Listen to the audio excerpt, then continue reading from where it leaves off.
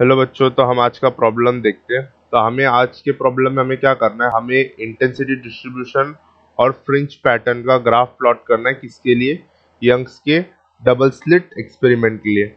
तो हम पहले यंग्स के डबल स्लिट एक्सपेरिमेंट के सेटअप के बारे में देख लेते हैं।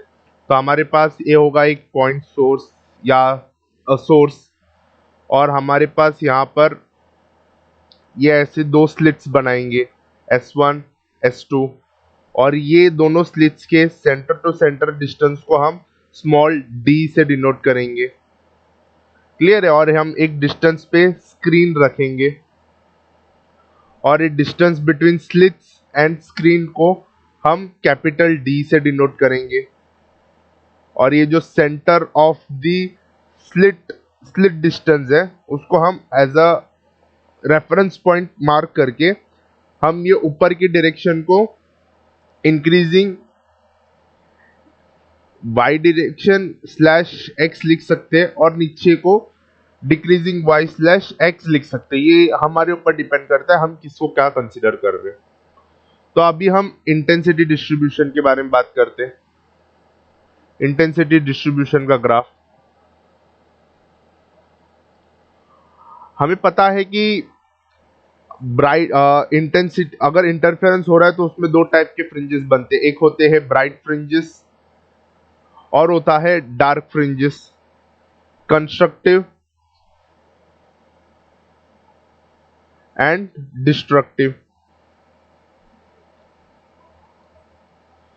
और इसके लिए हमारे पास इक्वेशन है जिससे हमें पता चलता है कि ये स्क्रीन के कौन से पोजीशन में हमें डार्क फ्रिंज मिलेगा या ब्राइट फ्रिंज मिलेगा।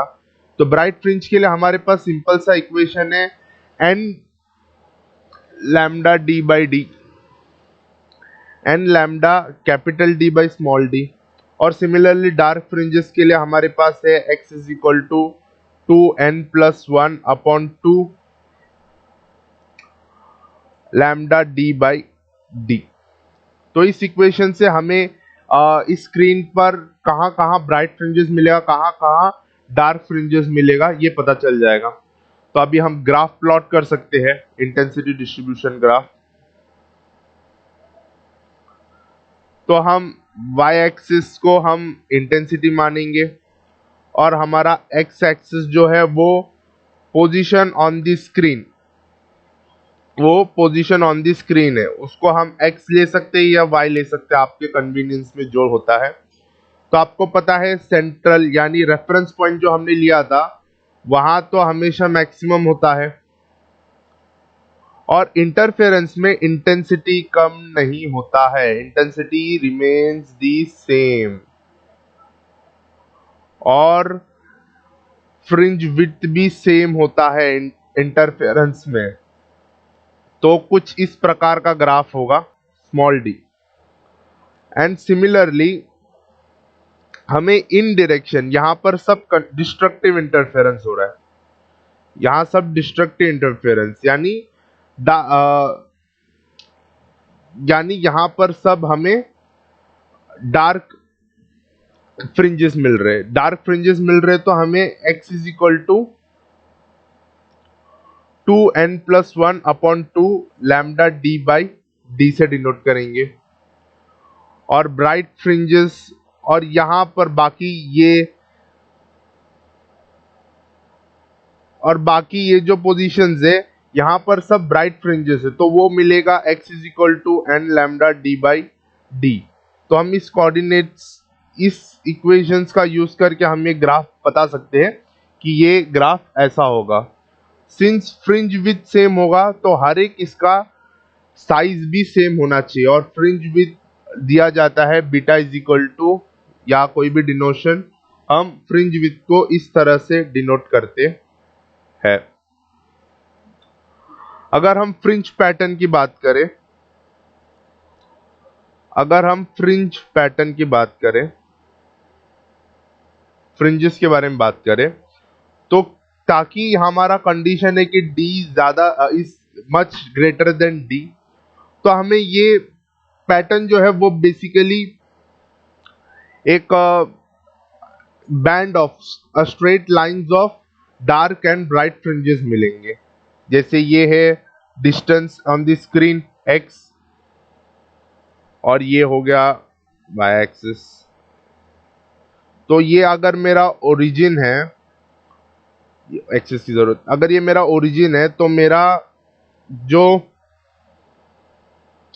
सेंट्रल डिस्टेंस होगा ये मेरा होगा ब्राइट फ्रिंज,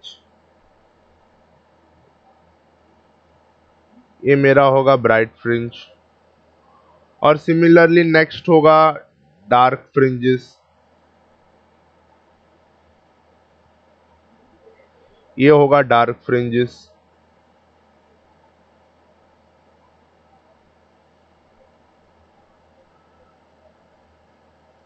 एंड उसके बाद फिर से ब्राइट फ्रिंजेस होंगे।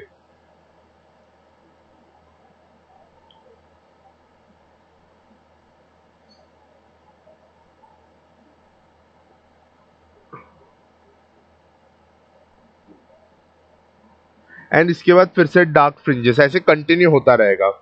और ये जो पोजीशंस है, ये तो ये जो है रेड से, ये है ब्राइट फ्रिंजेस के लिए। तो इसका x हमें मिल जाता है, x is equal to n lambda d by d. और डार्क फ्रिंजेस के लिए हमारे पास इक्वेशन था 2n plus 1/2 lambda d by d. और ये जो विड्थ है, फ्रिंज विड्थ, ये हमें मिल जाता है simply lambda d by d से। तो ये ग्राफ हो गया फ्रिंजेस के ग्राफ, फ्रिंज पैटर्न, और ये ग्राफ हो गया इंटेंसिटी का।